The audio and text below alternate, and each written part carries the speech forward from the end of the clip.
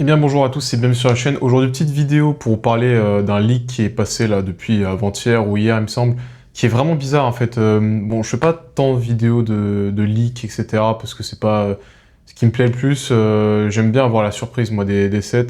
Après je sais que c'est des vidéos qui plaisent bah après voilà. Je me prête à l'exercice, on va dire ça comme ça. Bah là en fait là c'est un truc vraiment assez bizarre qui sort vraiment de l'ordinaire. On a un set qui devrait sortir en 2027 avec une collaboration avec Marvel. Donc ça serait un Faucon Millenium directement inspiré un peu comme du Dark Falcon comme on a vu en 2024 il me semble. Donc là ça sera un Faucon Millenium Iron Man, en gros il sera un peu rouge, un peu voilà, un peu Marvel.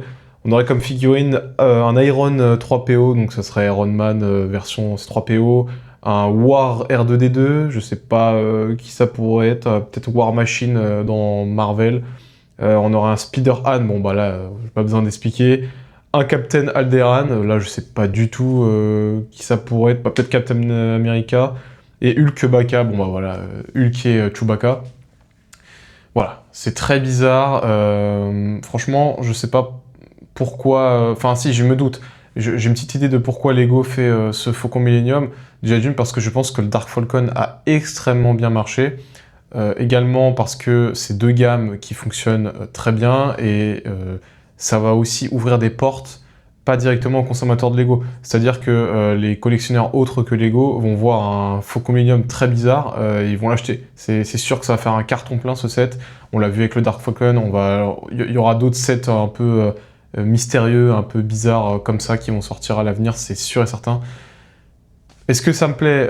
Non, évidemment. Moi, j'aurais préféré avoir un playset Lego Star Wars tout à fait normal. Je sais pas, une nouvelle shuttle de la République, voilà, comme ça, qu'on n'a pas eu, je sais pas moi, depuis 2008, 2009. Enfin, c'est des vaisseaux qu'on demande tellement de fois à Lego qui soient réédités, qui soient refaits avec cette nouvelle DA 2025, genre un peu plus downscale, mais plus détaillé, etc. etc. Donc ça, c'est vraiment quelque chose qu'on aimerait.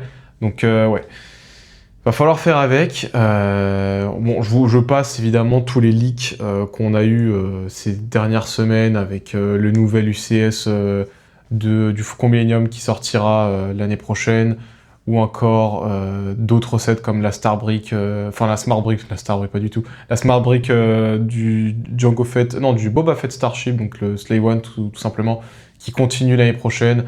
Ça c'est encore, c'est évident, franchement c'est évident.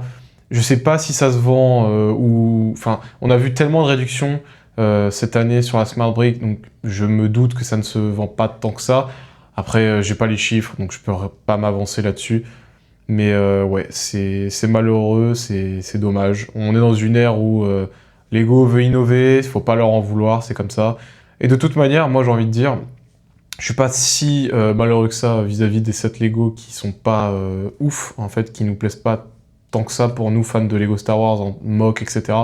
Parce que moi ça me redirige ça me redirige ma collection tout simplement.